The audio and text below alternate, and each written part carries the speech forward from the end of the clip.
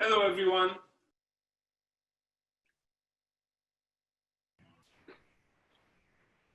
Can anyone hear me? You look great, Hanif. We can hear you. Please go ahead. Perfect. Hi, everyone. I'm so happy that we are here today at our homes to do this cooking demo together. As Roma mentioned, we are so sad and feeling completely in solidarity with all the problem, the protest, and everything that's happening right now in the US. And as again Roma mentioned, I'm happy that we can kind of share an hour of cooking and learning and sharing to hopefully feel better and feel more hopeful for the future, which I think it's necessary for all of us to feel like that. I'm just gonna give you a brief info that what we will be doing, and we're gonna start cooking very fast. So basically, we're gonna make a bieh sauce or mixture, which is a very important part of a Northern Iranian cuisine. We're gonna make herb mixture, herb and walnut mixture first, put it on the stove, working on our eggplants to roast them, get them ready for the final part of the cooking. Meanwhile, when we have time, I'm gonna explain some information and share with you some details about the Northern Iranian food and the geography, the climate, and the whole cooking culture. What we have here, which I'm gonna ask my colleague to just show the table. I'm just gonna briefly tell you what we're gonna use, and which I have almost ready here. I think, so here we have our spices, sumac, paprika, turmeric, pepper, salt, and the barberries for the final touch. We have pomegranate molasses, we have vegetable broth, 4 Indian eggplants, any type of eggplants would work almost. We have our herbs, we have our crushed walnuts.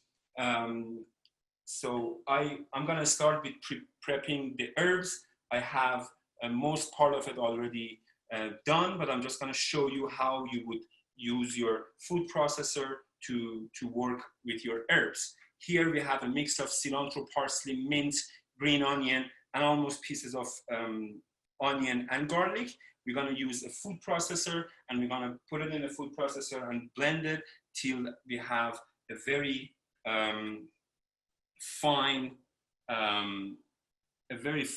texture here. Maybe we can show here because the color, I mean, the light is much better. So the texture gonna be exactly like this, a very pasty, herby mixture. So everyone for sure knows how to use food processor. It's gonna be a bit noisy for sure, but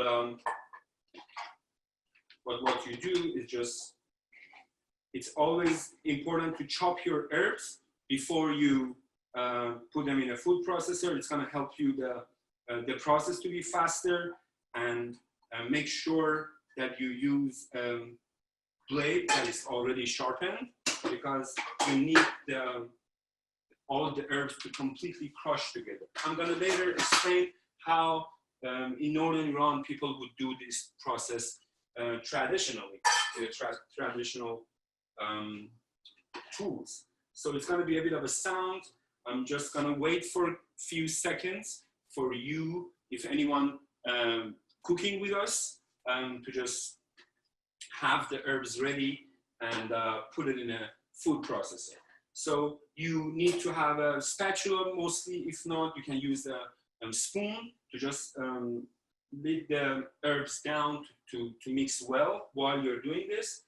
I'm gonna start now. Any food processor would work. You just need to start.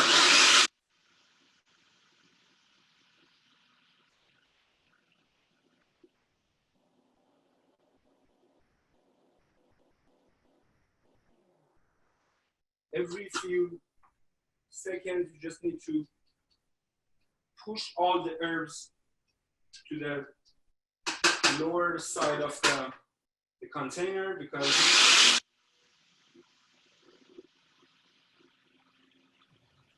Hanif, can I ask you a few questions that are coming in?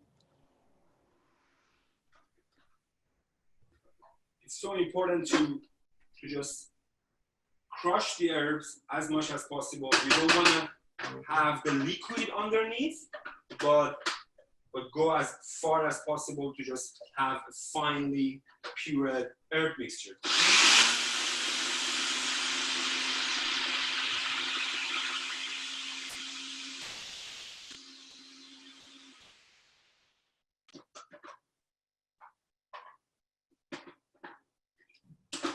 Hanif, we have a few questions coming in. Yes. One viewer would like to know if they can substitute dried mint, and if so, how much?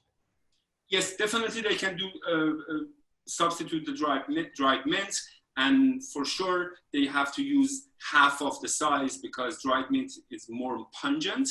So we in our recipe we have bunch. So if you want to use a dried mint, I would suggest to just use a 2 to 3 tablespoons of dried mint and not more than that. So here you can see how the mixture is ready. I'm going to add this to what we had before and ready. Just if you used all the onions and garlic, have them while you're pureeing your herbs. So just don't put all the onion and garlic from first time. Just divide them into a couple of steps as it goes with the herbs. That would help you the kind of a crushing process, and it's going to be easier with the onion in your food processor instead of without it. So we have this ready. I'm going to put it here.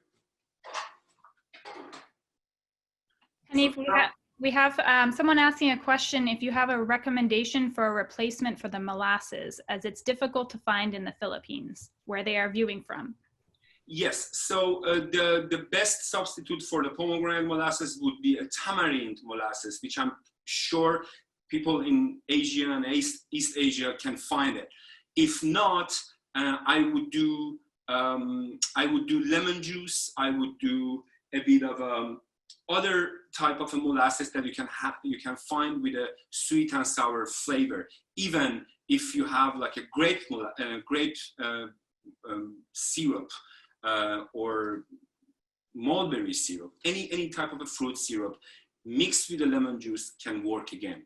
But tamarind paste or tamarind molasses would be the closest one if you want to use instead of the pomegranate molasses. In Iran, which I'm going to explain later, there are many other type of molasses that we can use. It's a sour orange molasses, it's melder molasses, sour apple or wild or green plum molasses, barberry molasses, many different types of molasses.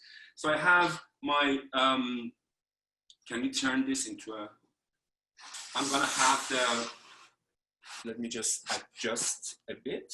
Yes, so I'm going to have my pan hot and ready. We're going to use a canola oil for sauteing. This is the important part of this technique, because you create all the flavors and all the whole texture with this part. So once the oil is hot, I'm going to add all the herbs.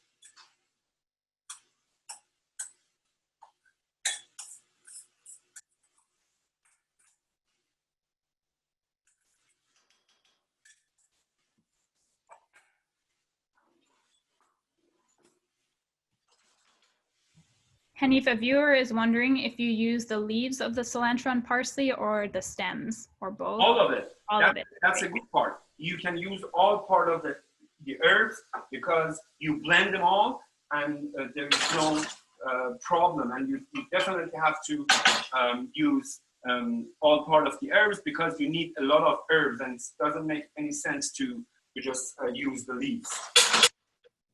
So this technique, which is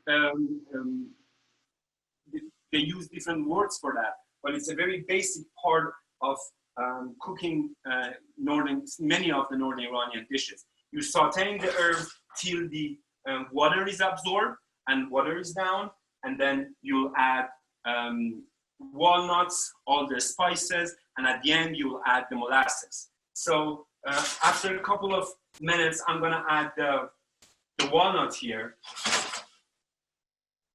because this is where you create all the flavors.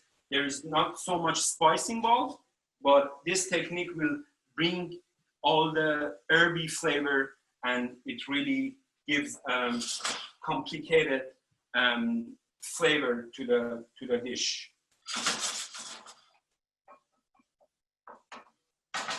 Okay, while the herbs are getting sauteed on a medium heat, I'm gonna use here, if you can turn the, so we're gonna have our eggplants ready to be roasted in the oven.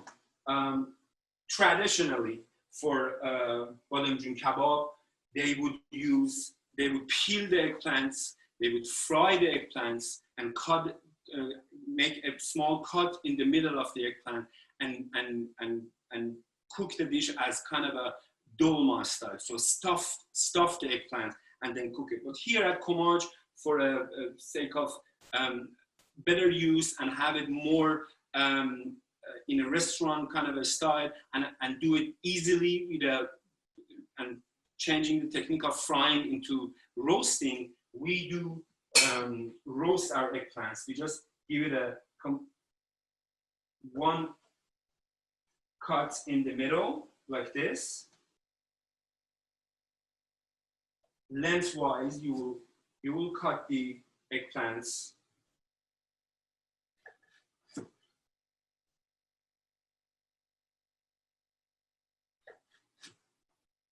Oops, one fall down, that's not a problem. We're gonna just throw it here. And then you can use any type of a baking sheet, metal baking sheet, Pyrex, or any sheets that you have that you can use in the oven. We're gonna place them all here.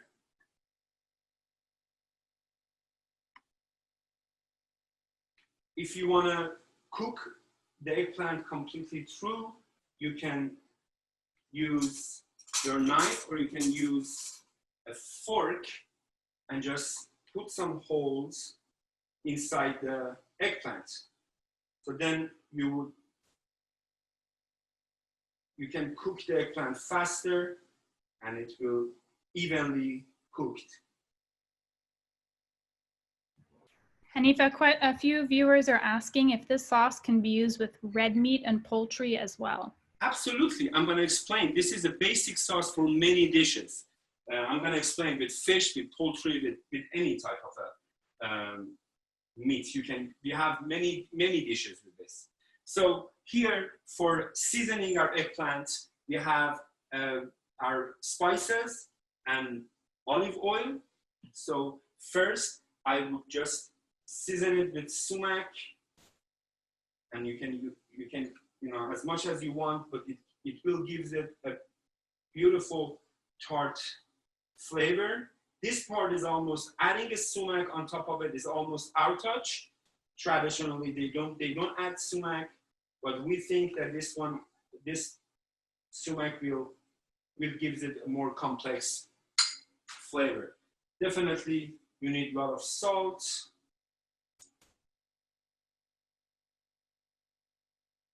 Eggplant is like a meat. It needs a lot of salt for roasting.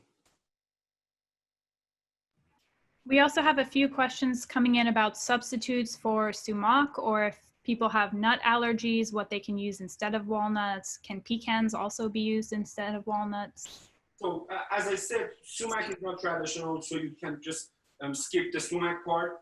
I would suggest if you don't want to use sumac, you can use Persian hogweed. You can use, let's say, a bit of a paprika. But you know, if you don't want to use sumac, if you have an allergy or you don't like the flavor, that doesn't matter. The salt and pepper is the most important part, and then the olive oil. And for nuts, yes, for if you want to have a dish without the nuts, my suggestion would be sunflower seeds, because they will give the same texture without kind of changing the flavor as much. So, and also other nuts can be used. You can use almonds, you can use a mix of walnuts and cashew. You can sometimes use hazelnuts even. So if you can have, these are the eggplants already completely seasoned, and without covering them, I'm going to put it in the oven. It's on 375.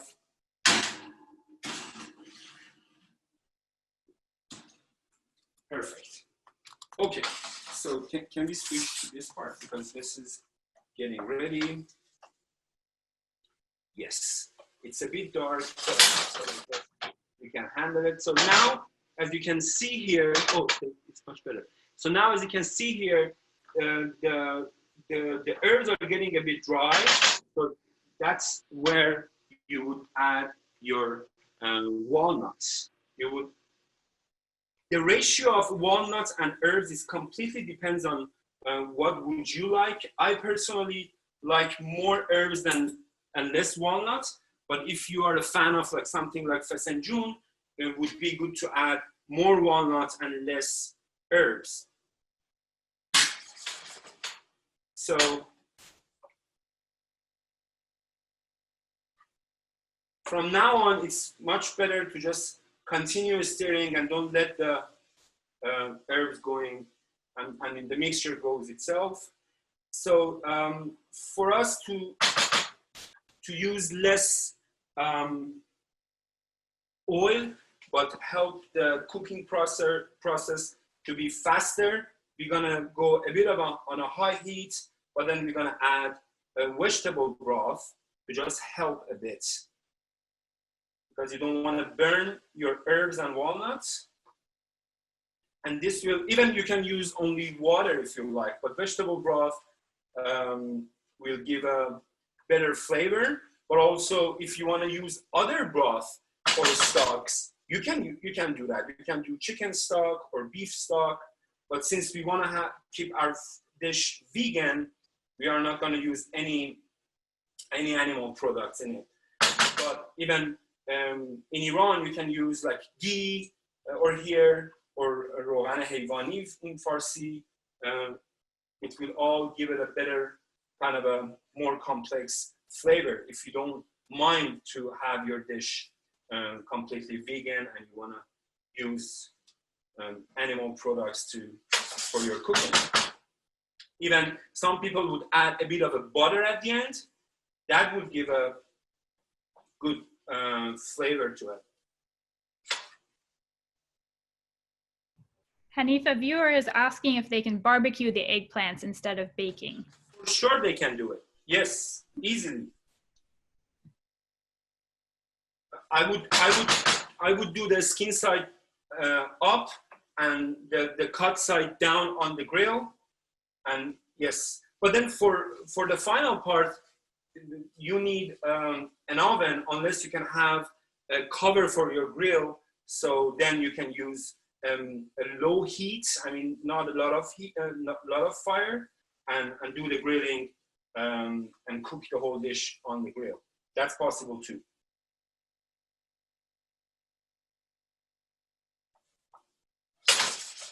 So the thing is, just be careful. You don't want to burn your mixture, because as you can see, it's like a very thick mixture, and you want to continue cooking the herbs and walnuts without burning it. So this part is the most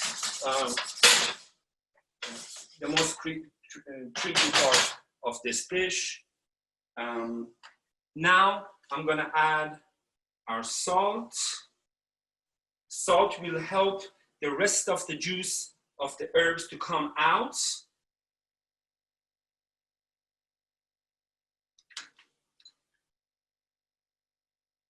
Also a bit of a pepper here.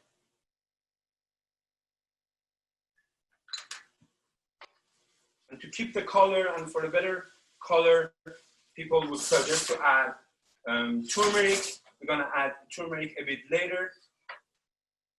As anyone that like cooking it now, you can smell the toasty walnut as you almost kind of toasting it with a very dry. There is no oil here. You can add more oil if you want, but you can also go very low oil in this dish.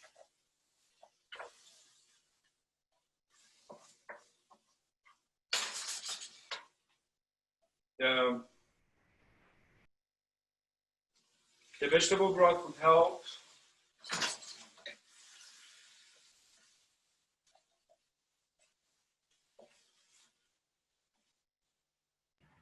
Hanif, there are a lot of questions about how to prepare the herbs. A few people are asking if they should soak the dry herbs before sauteing. They're wondering if before you blended the herbs, if they were washed and dried thoroughly.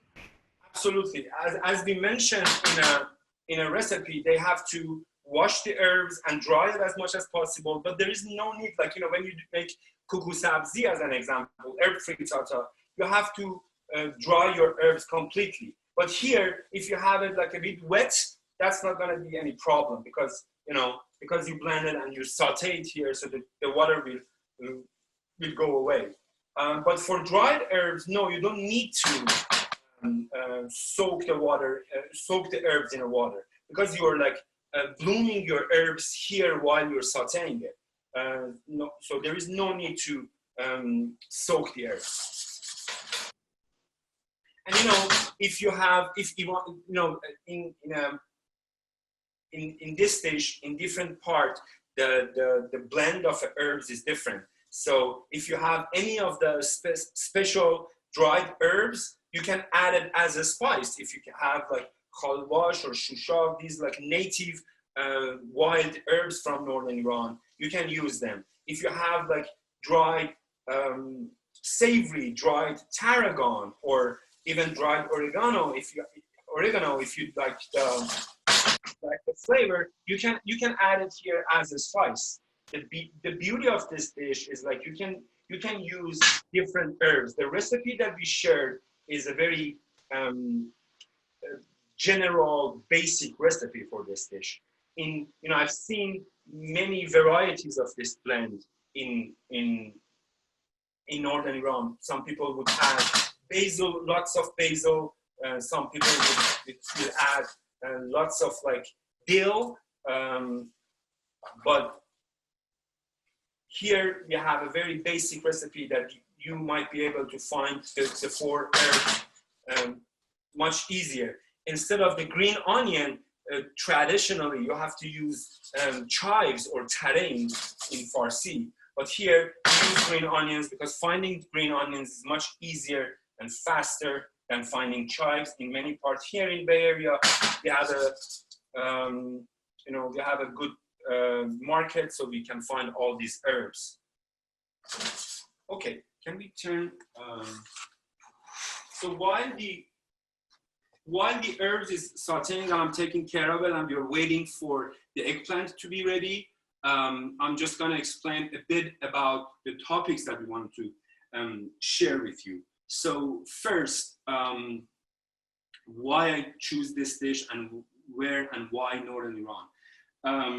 I choose this dish because it's a great example of the geographical situation of Northern Iran and the lifestyle of the people that have been living there for thousands of years. Northern Iran is the southern side of the Caspian Sea, the largest lake in the world. It's surrounded by the Alborz mountain chain. Interestingly, Alborz mountain chain is the highest mountain chain in Middle East. Mount Damavand is the second highest volcano in Asian continent. So that the narrow region between the Caspian Sea and the Alborz mountain has the microclimate is subtropical, and it's very interesting in that part of the world. It's very rare. So their cuisine is been influenced by the amazing nature that people had for centuries or for thousands of years. So here in this dish, we can see the different elevation between the ingredients. As we know, nuts, specifically walnut, is originated in Iran, and it grows mostly on Alborz mountain and Zagros mountain. So people in northern Iran were not a nomadic people. Their lifestyle is almost semi-nomadic, which is again very interesting. They have two lands or two farms or places to live. The lowlands of the Caspian is where they live most part of the cold seasons, like mid-fall to early spring. Then when the weather gets hot, and since it's like so lush and humid, they would travel up to the mountains. When in Farsi we call it Yeylab, the chilly part of the lands. They had the other lands or farm up in the mountains. The mountain farms are mostly about nuts and borage flour and sometimes wheat, and they would grow their nuts, mostly walnuts and hazelnut, up in the mountain. So by the end of the summer, early fall, they would just wrap up everything and go back to the lowlands.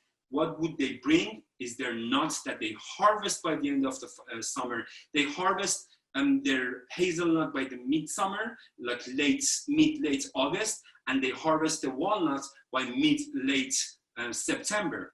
They would bring that, they would dry it up there and bring it down.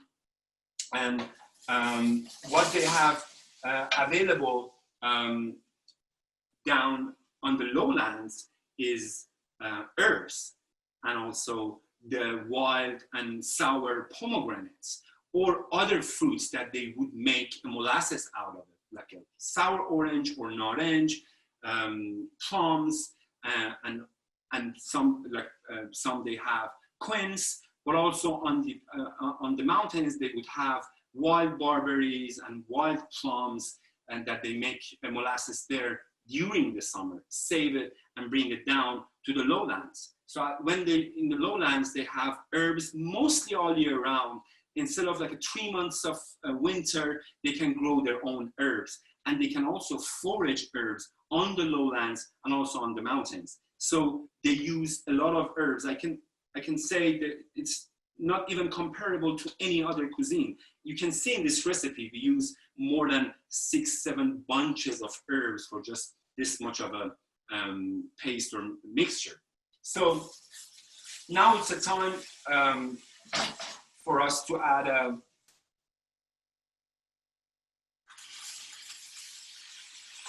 our spices and molasses.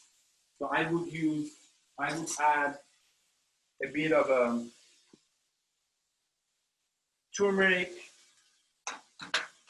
and then paprika. Again, paprika is not traditional. I would like to use it, but you can easily skip the paprika. And then the most important part is to just add the molasses.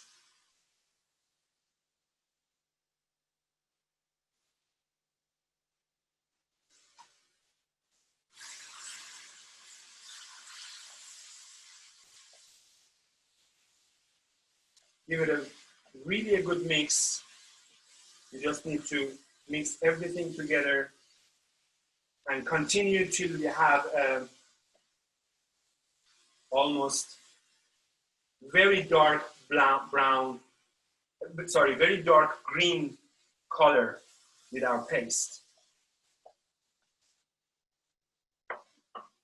Here again, you can still add canola oil or a bit of a vegetable broth to just help you mix your ingredients better.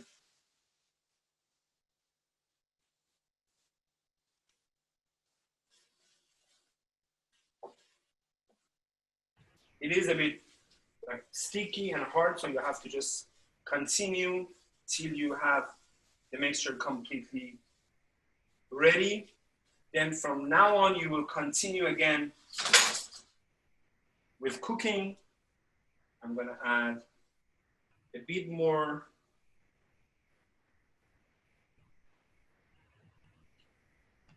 Hanif, a few questions about the pomegranate molasses. Is it the same as pomegranate paste? And if you're substituting, for example, with tamarind molasses, would it be a one-to-one substitution? No, it depends. And it's, no, you know, we have different type of, like we have pomegranate molasses, pomegranate paste, and also pomegranate concentrates. You can use all of it. You can also use a bit of a pomegranate juice here too. But no, the ratio will be definitely different. Pomegranate paste, you have to use less pomegranate paste.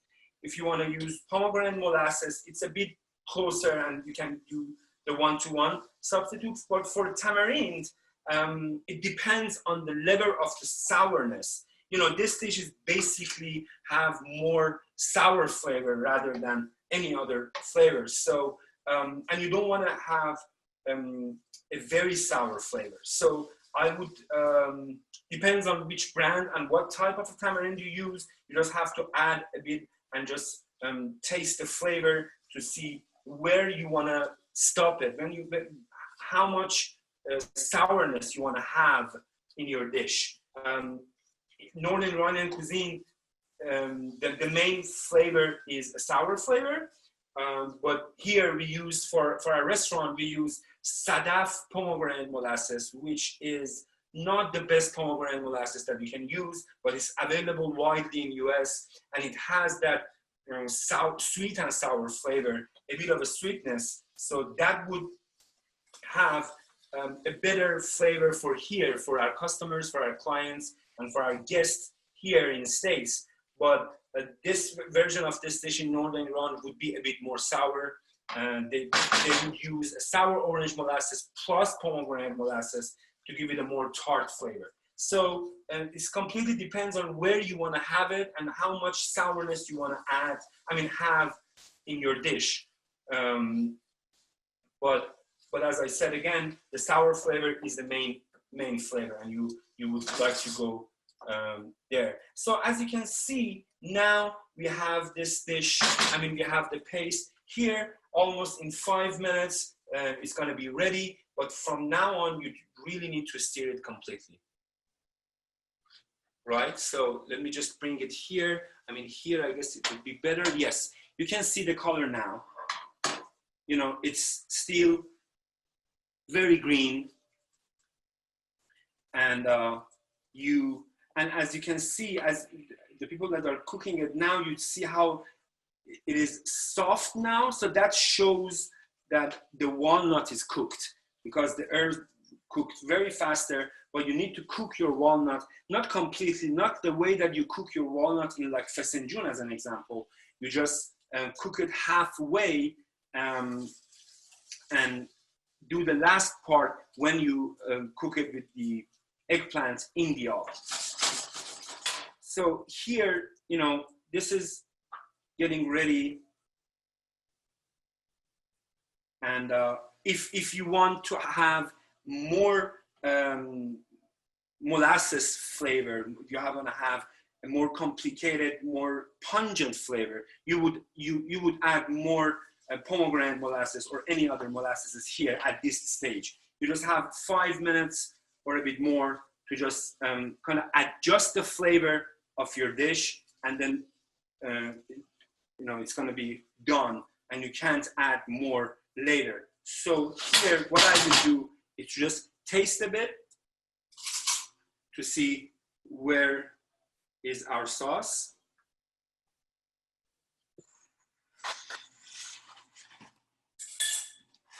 You know, now the level of the sourness is like totally okay.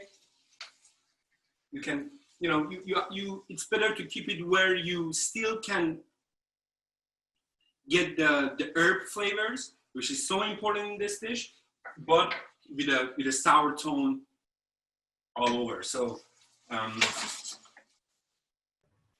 Hanif, a question about the process. A viewer is asking, some restaurants and homes use the herbal mix and put it inside the eggplant and put it in the oven. What, if any, is the difference?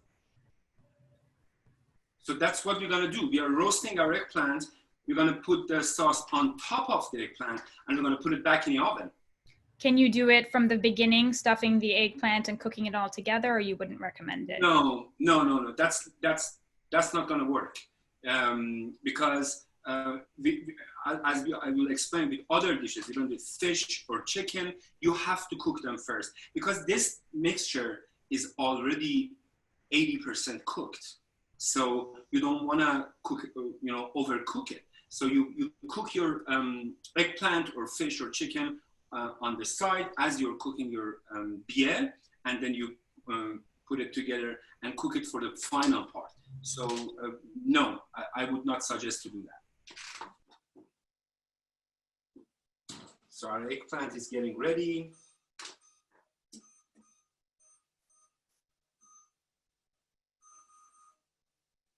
I'm just gonna, okay. So while we are waiting for the eggplant, because the bieh is getting ready, I'm just gonna check my notes to see where we are with our topics. So we basically explained the geographical situation and what is the way of living in Northern Iran. For sure, nowadays, people don't do that like a semi-nomadic lifestyle completely, but they're still taking care of these two lands. It's beautiful in the summer by mid-spring, they would take all the animals, the cattle up in the mountains and graze them over there for months. It's when they produce their milk and cheese and yogurt and whey and dough, and they take care of their kind of a seasonal farms up in the mountains. The beauty of that part is where they are able to do a lot of foraging also. That's why they use a lot of dried herbs, because many of those herbs are foraged during the spring and summer up in the mountains. It's a very easy way of preserving herbs by just drying them for to use all year round. But since we are talking about the geography, I would just want to explain the main and key ingredients based on that geography. If you just imagine traveling from the sea up to the mountains, it's interesting that you see how in different elevations the ingredients are different, and they grow different ingredients in different elevations. There is not so many regions in the world that they have this ability to have the variety of ingredients in the very relatively small region. The villages up in the mountains sometimes are 2,000 to 2,200 meters above the sea level. So the elevation is so high, and we know the lowlands of the Caspian, it's almost few meters below the sea level. So by the lowlands, if you travel from the sea to the mountains, the fish in the sea is the important part of their cuisine. They have more than, now even, they have more than 10 to 12 type of fish always available at the markets at the season. And so fish roe are playing a huge role. We all know that one of the most important caviars of the world come from that region, come from sturgeon that they're living on the southern side of the southern seashores of the Caspian Sea. A bit further on the lowlands, it's all filled with rice farms and citrus farms. Rice been cultivated in Northern Iran for at least 500 years in a farm scale. That's where and when people could kind of switch from eating wheat to eating rice. So Northern Iran plays a huge role for all the Iranians, for the Iranian cuisine that is based on rice and also wheat, but is based on a lot of rice. In the same lands, they grow pomegranates, which plays a huge role. They grow sour orange, which is again very important. But oranges and tangerines are more like an industrial part. They don't cook with it as much, but they just produce and export to other part of Iran, and also sometimes to Europe or to other countries. When you get closer to the hills of the Alborz is where they grow tea, a black tea, which the industry has like 120 years history in Iran. And Iran is still amongst the top 10 countries in producing black tea in the world, only because of Northern Iran. It's still very amazing to see how farmers, tea farmers, mostly in Lahijan area in central Gilan, grow a beautiful, high quality black tea. For sure, they can't support the whole Iranian tea market, but their tea farming is like very amazing, and the quality of their tea is like so specific to Iranian, to Northern Iran. And I wish everyone can try the Northern Iranian black tea. When you go a bit up in the mountains, is where the walnut farms, borage flower farms, and hazelnut farms starts. Many people are having like small or mid-sized farms, and they grow these nuts, which is an important part of that part of the mountains. And when you go a bit close to where the forest is ending, is where they traditionally used to grow a lot of wheat. So you will see a use of wheat up in the mountains, that their bread is wheat-based, whereas the lowlands bread are most based on rice flour. So without them knowing about the gluten-free word, their cuisine is basically gluten-free, and they use wheat just for bread and very few dishes, which is so interesting. For us here, keeping up with all the trends, it wasn't hard for us to cook gluten-free menus for months and months without using even a spoon of wheat flour, which is a part of a cuisine. So here, our bieh is ready. I just want to show you the final part, the color and everything. So let's see if the color is okay. I mean, the light is okay. Yes. So you can see it's like dark green, and it's almost ready. You can keep this in your fridge. So I'm going to turn this off because it's ready. I'm just waiting.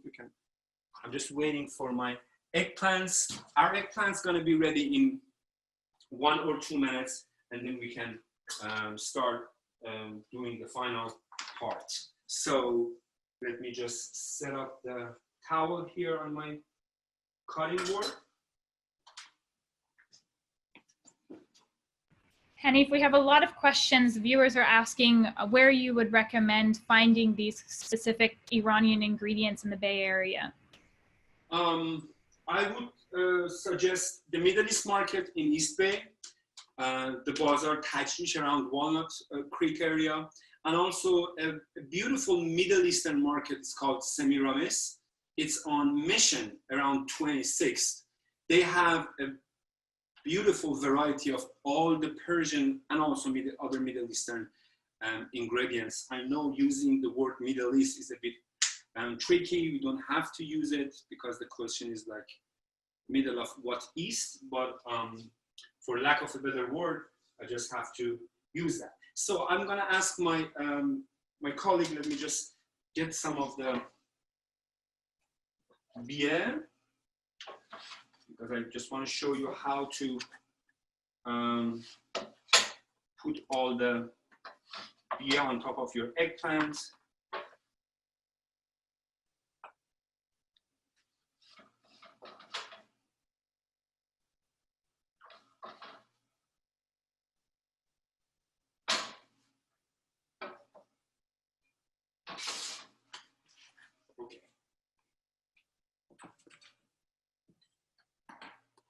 So here, yes, it's perfect.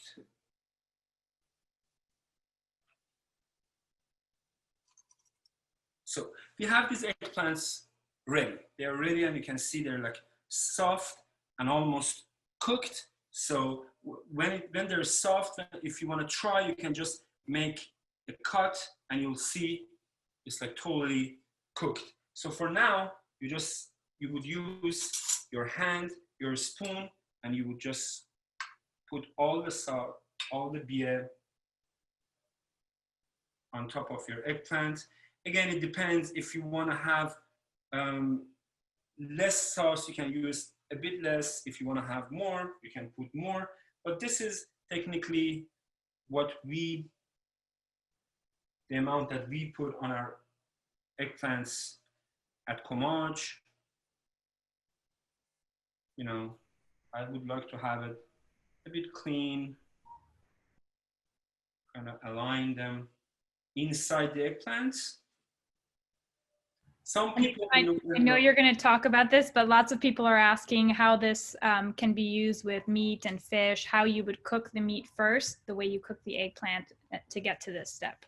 Yes, so you have two very important and famous Northern Iranian dishes that many people might heard about it. One is called مرغ شکمپر or stuffed chicken, and the other one is ماهی گرد بیچ or ماهی شکمپر, which is again a stuffed fish. So for the chicken, you would just roast the chicken without the herbs. Just season the chicken with salt and pepper and some turmeric, and you would roast or you would fry it or completely on all the sides, and then stuff the inside the fish with the paste, and they would just put a bit of this paste around the chicken and cover it and put it in the oven.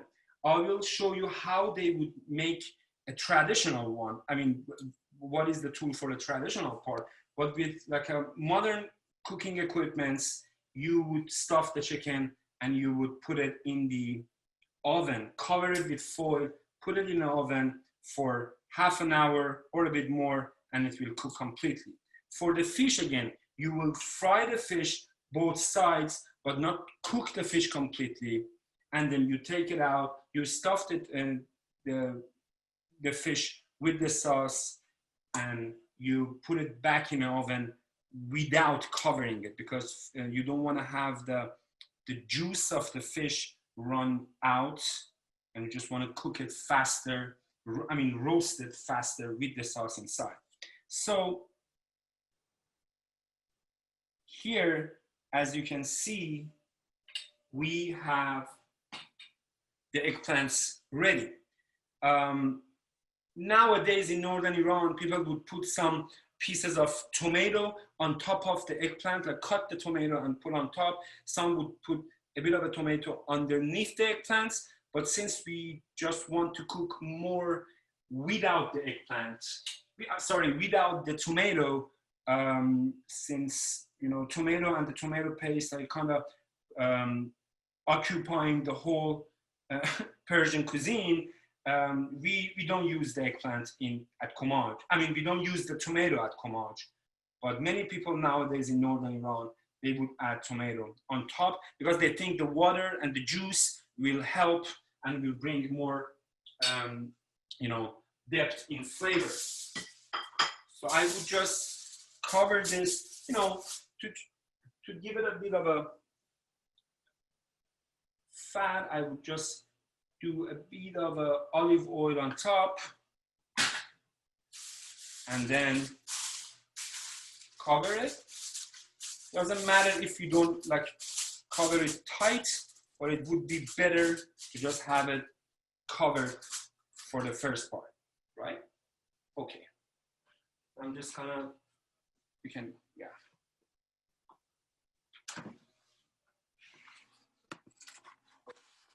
I'm gonna put this in the oven.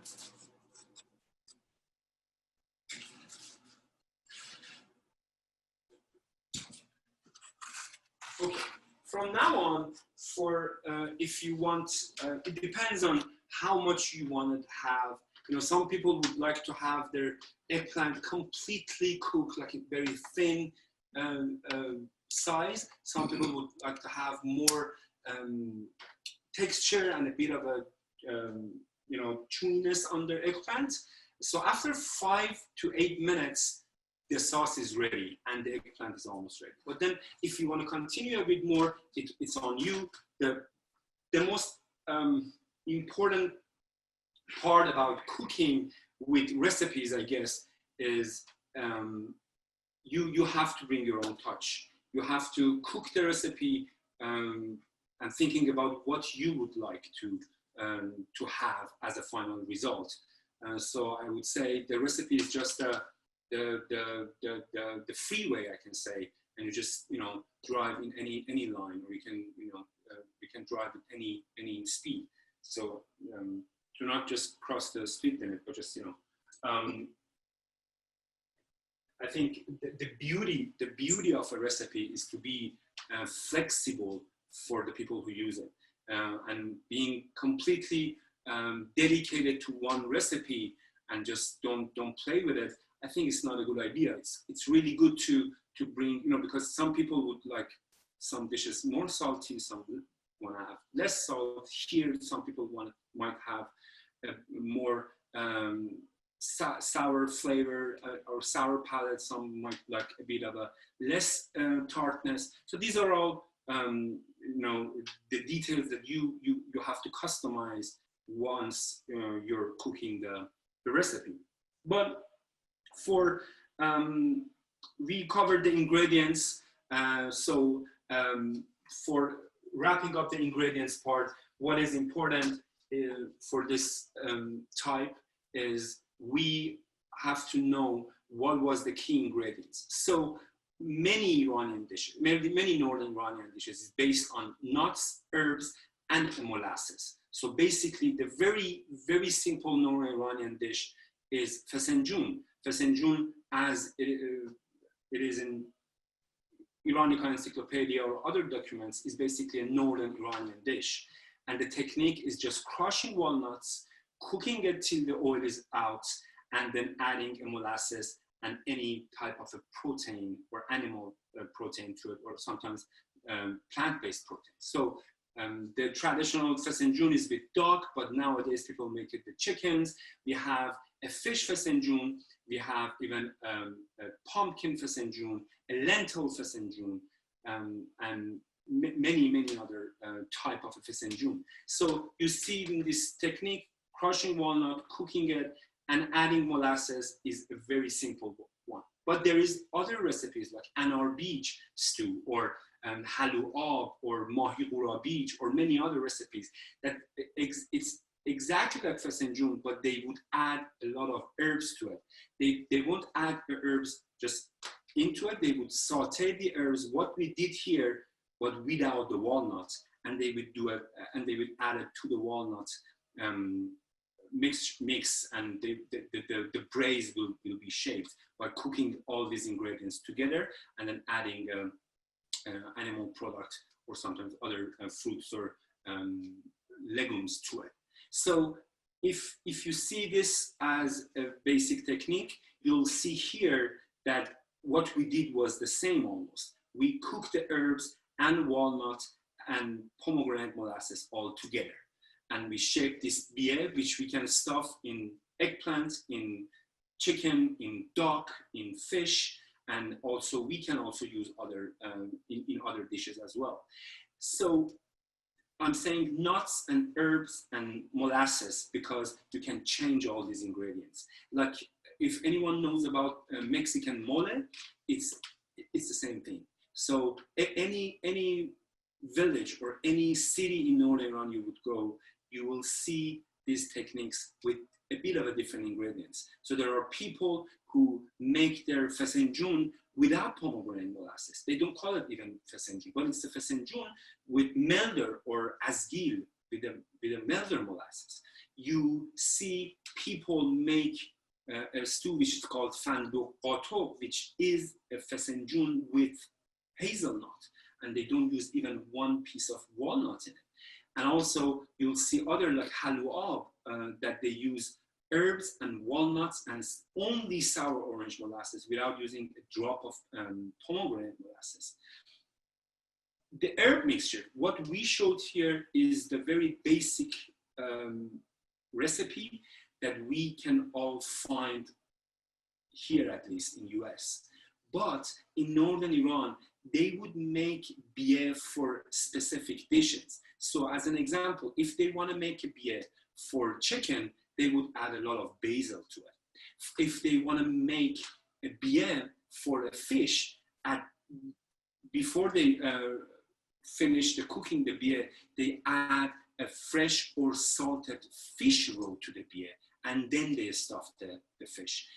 Some people will mix the walnut and hazelnut. Nowadays, some people add cashew to the walnut to have more fatty nuts and complex flavor. Also, they would add, as people ask, they would add lots of dried herbs. Like, you know, in Northern Iran, we have a lot of wild herbs that they have a sour, bitter flavor. We use in different ingredients, in different dishes. Here we can use too, and you use that as a spice in your mix. So what is beautiful about this dish is you can play with it with different ingredients, and if when you go all over Northern Iran, you'll see different versions and many versions of this dish, which is make it so beautiful. Some people even make the bieh for the Caspian white fish different than the trout fish.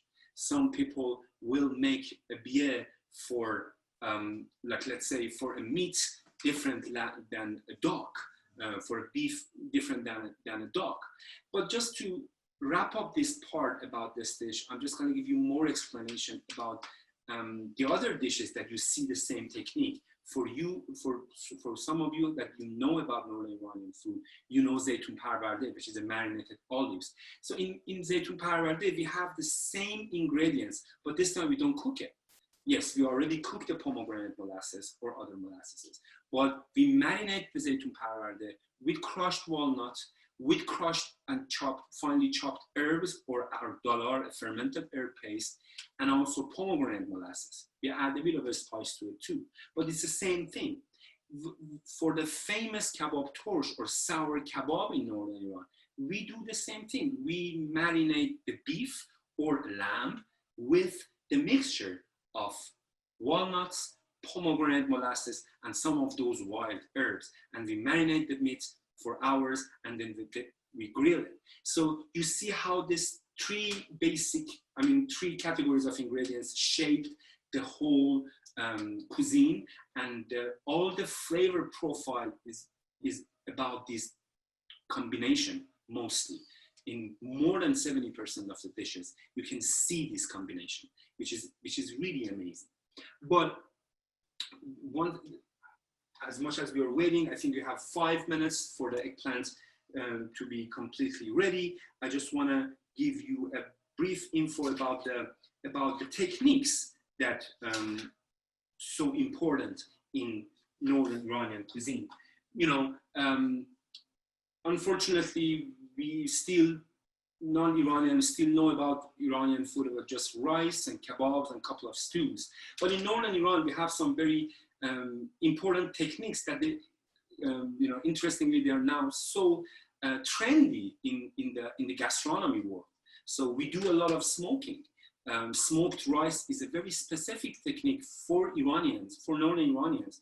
They eat smoked rice. Smoked fish is all over the place. It's always on the table as a garnish or as a side or as a starter. It's always there.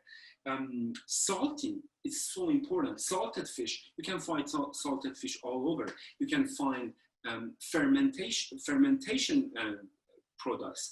A very important, famous fermented product of Northern Iran is dalar. It's a fermented herbs paste based on cilantro and mint and some wild herbs, which they ferment for longer time. also they marinate and ferment a bit of their olives.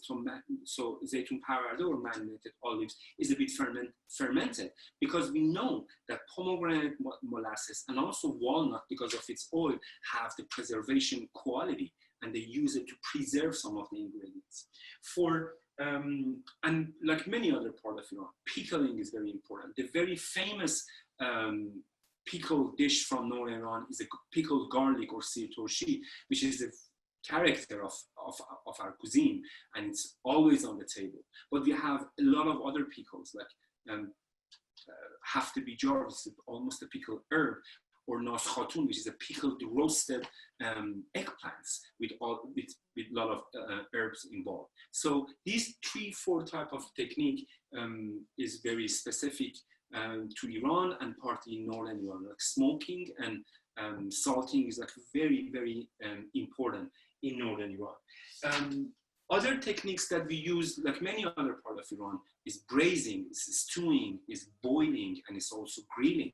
We parboil our rice in Iran, but we just boil our rice, which we call it catering, the technique of like boiling your rice in one pot, and don't parboil it and cook it in a, and the texture and the style is more close to like an Asian technique of cooking rice, not the Persian technique of cooking rice.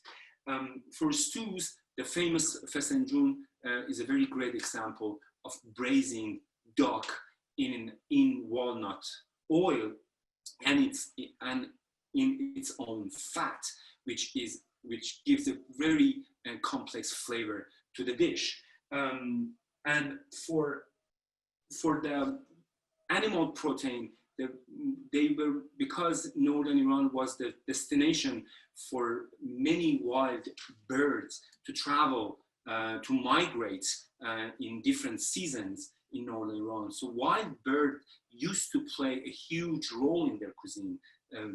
When I'm saying duck, it's not a farm duck, it was a wild duck, and other wild birds. Nowadays they use mostly chicken rather than anything else, sometimes quail. And for meat, lamb plays much more, plays a huge role in the cuisine compared to beef, like many other parts of Iran. And also fish, which is a very important part. They have lots of fish stew, lots of fried fish dishes, and also fish kebabs, which is very famous in Northern Iranian restaurants, having a fish kebabs. And the rice over there, since it was at some point, until some point, was the main ingredient, is always on the table. So the Northern Iranian people used to eat rice for breakfast, lunch, and dinner, and they used to make a lot of breads, all based on rice flour. Nowadays, you still can find bakeries that they specifically bake gluten-free rice flour-based breads, which is very interesting. The flavor is very special. I'm just gonna take the eggplants out since it's ready. I just uncover it for 1 or 2 more minutes to have a better roasted color on bieh. But meanwhile, I'm gonna tell you about 2 important tools that in Northern Iran people still use it. The first one is called namakar. Namakar is a Northern Iranian mortar and pestle tool. Unfortunately, I don't have namakar here, but that's the tool that they use to crush everything. So it's a big kind of a clay rounded platter with a black river stone. So they would use 2 hands and they would crush everything with such a technique inside that rounded platter to crush the walnut for fesenjun or zeytun parvarde, to crush the herbs for fermented herb paste, and also what we did here with food processor, because you can't only chop the herbs for this dish. You really need to puree the herbs. So that technique and that tool would help them to crush and to make the herbs into a puree and into a paste. The other thing, which is a very interesting, important cooking vessel in northern Iran, is called gamej. So it's a clay pot. People might know about tagine. This is probably older than tagine because in northern Iran they found many like historical evidence of using clay pots and clay tools in cooking. But this is like a very important and very useful tools for cooking. You can use it on the stove, but you can use it in an oven. Traditionally, they would put it on the fire to cook stews in it.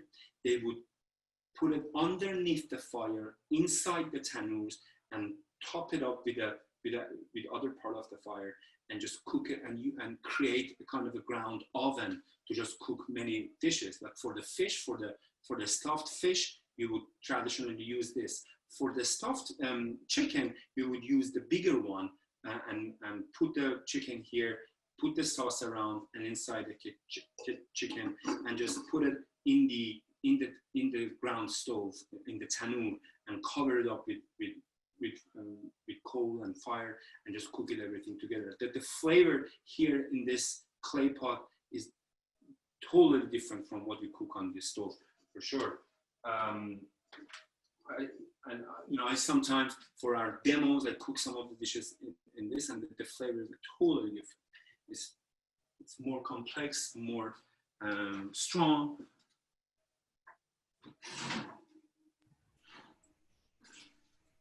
Hanif, for viewers who are getting excited about Northern Iranian cuisine, can you say a little bit more about where they could find more of your recipes or learn more? Yes. Let me just plate this dish, and then so that's how we plate this dish in our restaurant. We normally use sprouts or a clover or onion sprouts, but I went to the market earlier today. They were out of sprouts because of all the problem that we have. So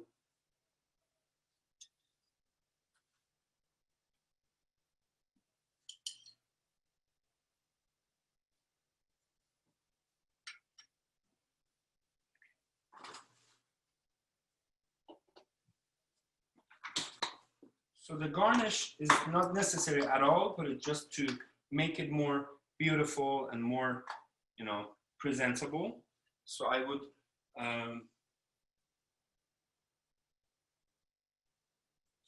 just, because I think maybe I was a bit like the gamej, which we have here, the spell, you don't know the right spell, right? But it's like G-A-M-E-J. That's how we wrote it, but there is no correct explanation for such a dish. For such a thing, which is a Farsi or Northern Iranian word. So here I'm using dill, which we didn't use in the bieh. I have some mandolin cut watermelon radishes to just give it a better color and also a texture.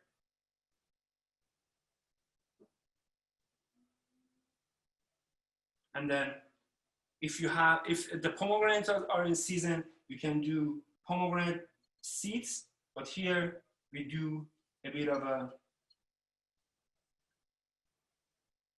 barberries. Okay, so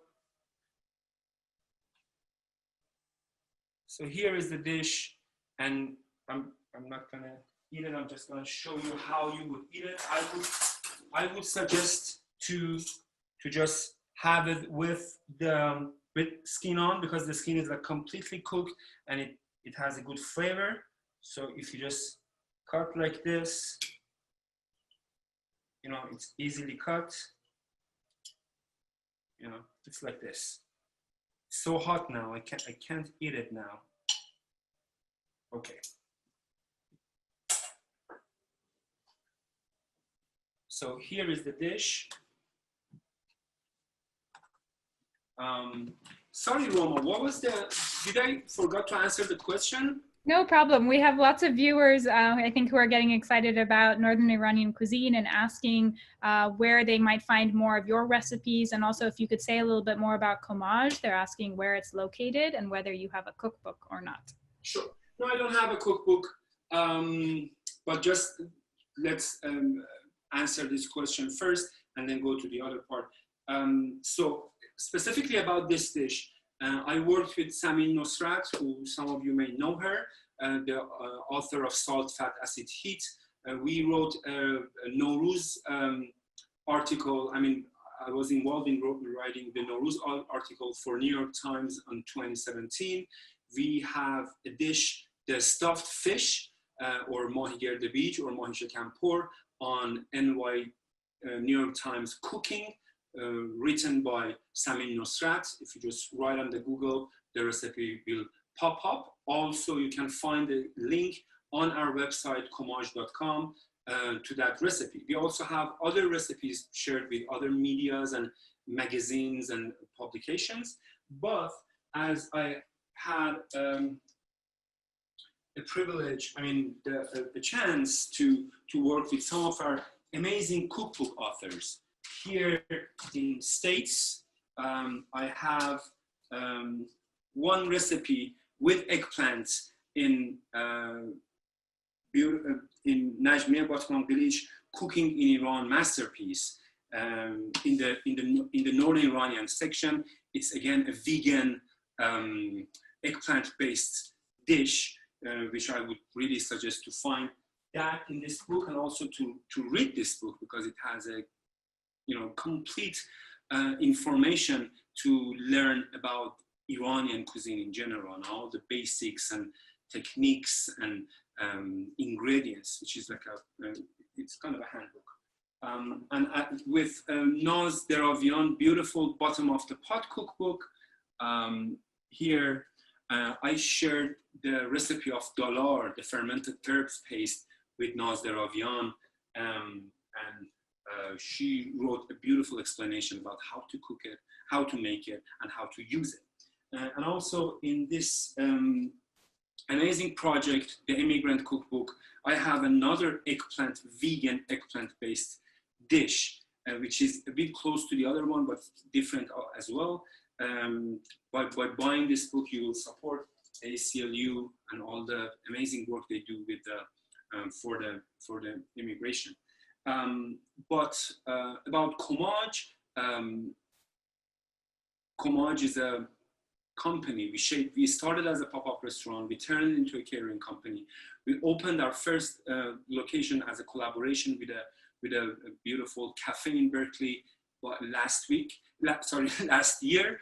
But we stopped the operation by mid-February at the Cafe in Berkeley. We supposed to open 2 locations in Bay Area by now almost. One is called Calabash. It's a collaboration of us with 2 other organizations as a big restaurant market in Uptown Oakland.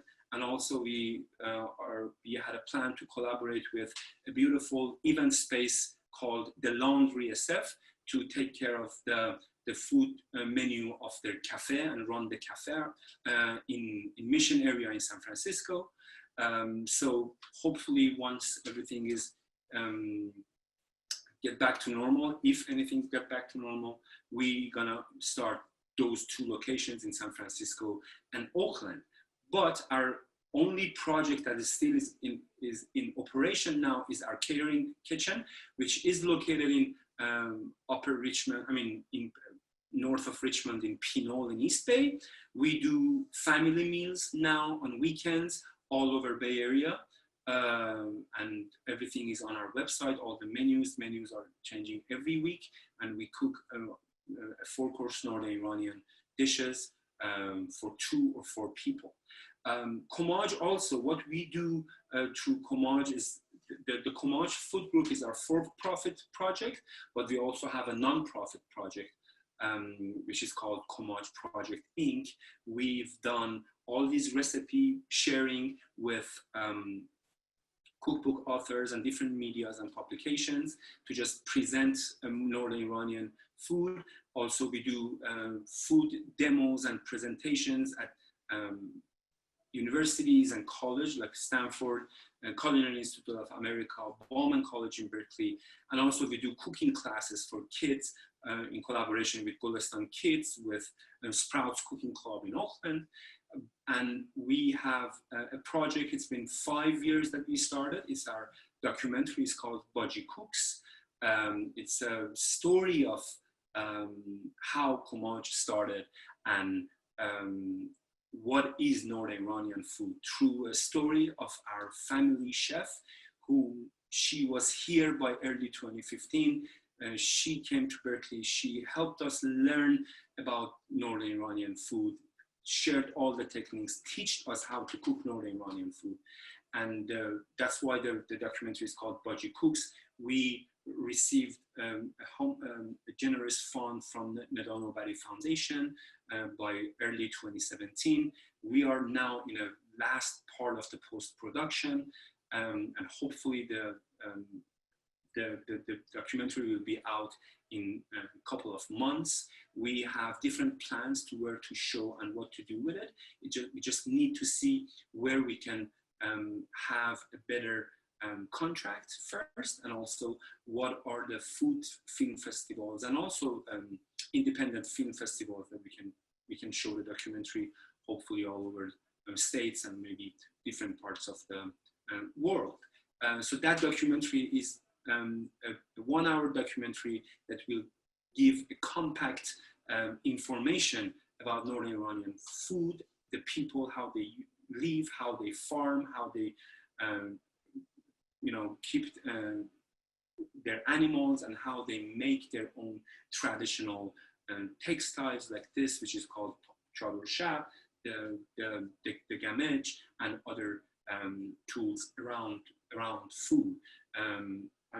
You can find a 1-minute trailer that we made 3.5 years ago on our YouTube channel, Komaaj on YouTube. So you will get a better sense of even where is Northern Iran. Also on our website, SF Chronicle, for this past Persian New Year, they covered a story about the haftzin salad, and that we worked with Naz Deravian from Bottom of the Pot, and they made a short 2-3 minutes video using some of our kind of leftover footages from the documentary from Northern Iran. So if you even find that on our Instagram or on our website, you can see some of the footages of the documentary, which I'm pretty sure everyone would like the view and the whole,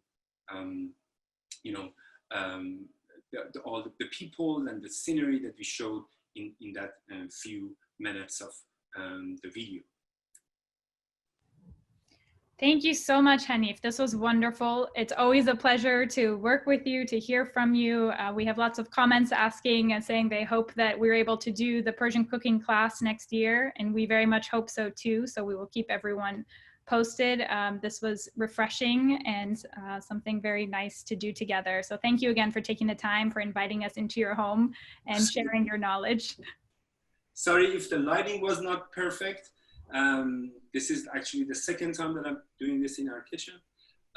But yeah, we normally have, our commercial kitchen, and we cook everything over there. So here, sorry if everything was like, a bit, That's okay. These are the challenges of coronavirus times. So yes. We appreciate you working with us on this. So thank you so much. And we hope to talk to you soon. Sure. And thank you to everyone who tuned in. Thank you so much. Thank you. Have a good night. Pleasure. Thank you. Bye.